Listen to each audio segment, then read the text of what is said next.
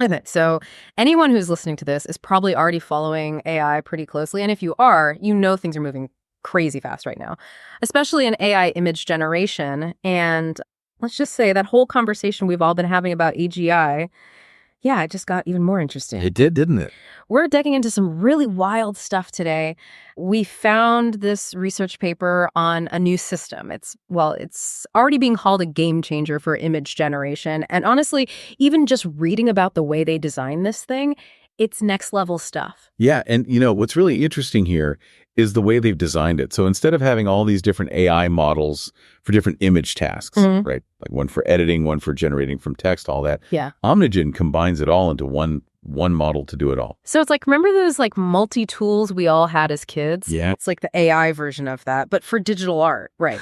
And to give you an idea of what it can do, the paper actually gives these like wild examples. Like imagine, say you want to try on a dress that you see online, but you don't want to wait for shipping, right? You just feed Omnigen a photo of yourself and a picture of the dress, and boom, virtual try-on. And it's not even just like swapping outfits or something. The paper talked about how this model, it understands the structure of an image. It's crazy. Like it can pick out all the window panes in a photo, just highlight them, boom, done. Yeah. It can do that with other stuff too. It's like they're giving these AI systems a whole new level of visual understanding. It almost feels like we're at the point where they can see in a way that previous systems couldn't, right? I think so. And the paper even suggests it can like learn and adapt to new information like on the fly. It's pretty incredible. So if you think about it, the possibilities for, everyone, right?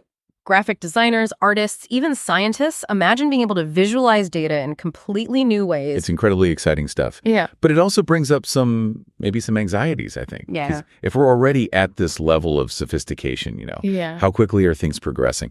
And that leads us into, all this talk about AGI and what that OpenAI whistleblower, William Saunders, I think that's his name, said. Right. And we actually found this whole Reddit thread where everyone is trying to like unpack his testimony. But the thing is, this guy Saunders, he worked on making sure, like advanced AI stay safe, So when this guy says something's up, people listen. And what he's claiming is that OpenAI is much closer to achieving AGI than they're letting on, like potentially as soon as 3 years.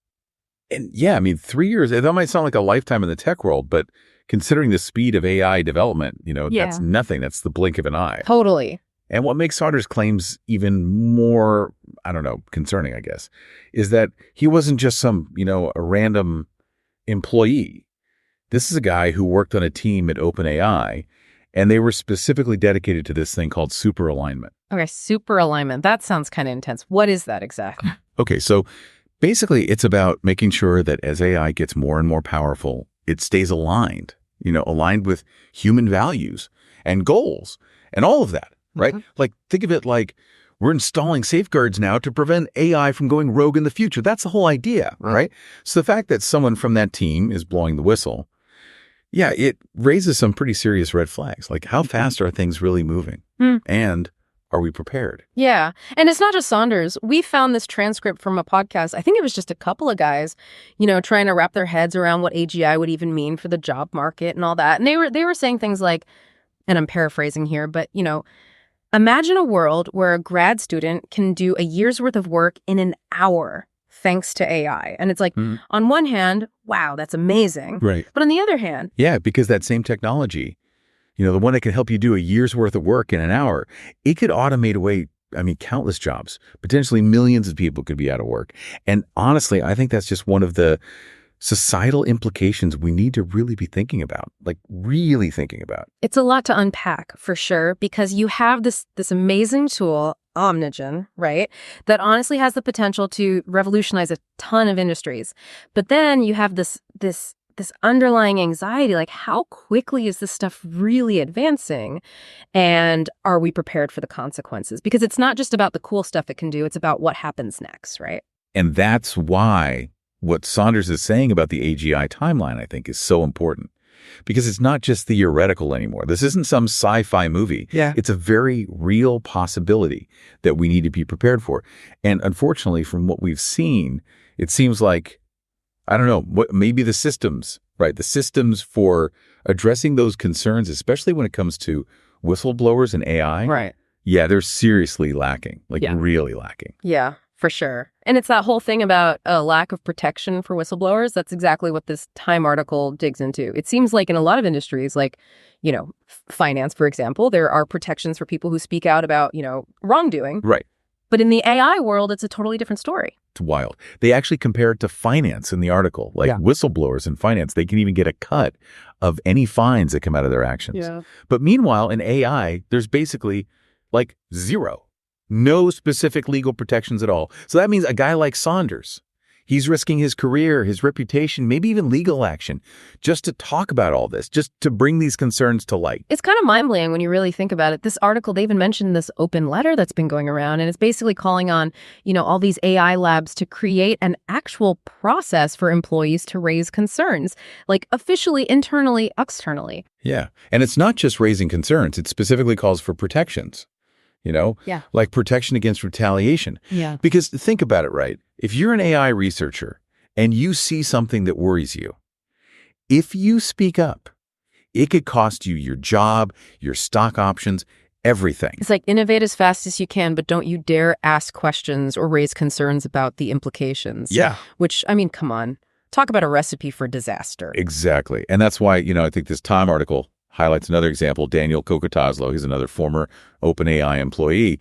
He left because he was worried about their whole approach to safety. But here's what's really interesting. This guy, he refused to sign a non-disparagement agreement. Wow. So he walked away from potentially millions of dollars in stock options just so he could speak freely. That's right. That's a statement. It really is. And I think, I don't know, maybe his actions, right, and all the attention this open letter is getting, maybe it's having an impact. Because the article mentions that OpenAI actually just recently said they won't, go after people who speak out publicly. Okay, well, that's something, right? That's a step in the right direction, at least. But what about, the bigger issue here? This whole thing about accountability.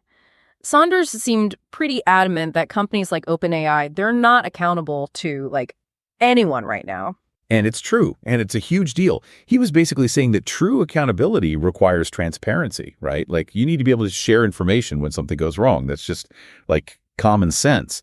But the way these AI labs are structured now, you've got a handful of, really powerful people making all the decisions. What information gets shared, how these technologies are developed, it's all behind closed doors. So even if they're not actively trying to silence critics, we still have this huge transparency problem. And considering, what we're talking about here, the potential impact of AGI, that's more than a little bit concerning, don't you think? For sure. It's we're trying to navigate, I don't know, totally uncharted territory, but our map is only half drawn. And that brings up a pretty massive question, don't you think? If we all just accept that AGI is, right around the corner, maybe a few years away, what are the conversations we need to be having right now? Right now, to make sure the future is a good one, a beneficial one for everyone. It feels like we're so focused on the hype, the excitement of these new AI tools and how amazing they are. And then also the anxieties, right? What could go wrong? What if it's bad? It feels like we're so caught up in all that we haven't stopped to really think about what a future with AGI actually looks like really looks like, day to day.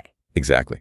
We need to move past the hype, past the fear, all of it, and really get into the details, the practical stuff. What kind of regulations do we need? Who gets to decide what those are? How do we balance the potential of AGI, which is, let's face it, pretty incredible, with the very real concerns about jobs, right? Bias, even misuse, potentially. And it's not like this is just a problem for policymakers to figure out or tech leaders, right? This affects everyone, and we all have a say in how this shakes out. 100%. These are conversations that need to be happening everywhere. In schools, in companies, at the dinner table, everywhere. The future of AI isn't something that's just going to happen to us. It's going to be shaped by the choices that we make today, the questions we ask, and what we do with the answers, right? It can feel kind of overwhelming, though, when we started this whole thing, we were talking about Omnigen, and it was all wow, this is incredible. Look at the possibilities. And then you start talking about AGI, and it's wait a minute. Are we sure we know what we're doing with all this? Oh, totally. It's a totally natural reaction. And honestly, I think it's a good thing, right? To question, to be a little bit anxious, to think about the downsides. Remember that podcast transcript, the one we talked about earlier, where that host was really getting into the weeds about AI and jobs? Right.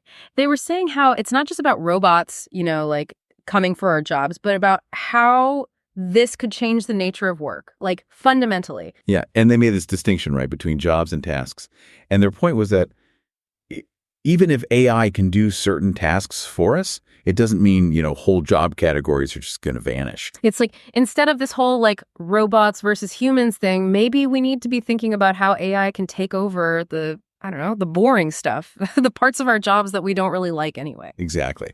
Imagine a world where, you have AI handling all the data entry, scheduling, all that stuff, all those little tasks that just suck up our time. Yeah. Then that frees us up to be creative, to solve problems, all the things that humans are uniquely good at. So instead of being afraid of AI putting us out of work, we could start thinking about it as this tool that helps us focus on the parts of work that, actually matter, the rewarding stuff. Right. And could even create brand new fields and opportunities, honestly, things we can't even imagine right now. That's the really exciting part. This technology could reshape the world in ways we're just starting to understand. It all comes back to that question of what kind of future we want to build, right? It's easy to get caught up in the what ifs and should we be scared, all of that. But honestly, we have more power than we think. For sure. And that's exactly why these conversations are so important. The future of AI, it isn't, set in stone. It's being decided right now, Yeah. By the choices we make today, the questions we ask, what we do with the answers, that's what matters. It's about making sure we're using this technology responsibly, ethically, making sure it benefits everybody. It's a lot of responsibility for sure, but it's also like incredibly exciting. It really feels like we're on the edge of something massive, something that could change everything. We are. Yeah. We really are. And if we approach this whole thing, with a bit of curiosity, if we can work together and remember to focus on a positive future, I really believe the possibilities are limitless. Totally. So to everyone listening, if you're feeling, a little overwhelmed by all the AI news lately, and honestly, who isn't? Just remember, stay curious, stay informed, and I think this is the most important one, stay engaged.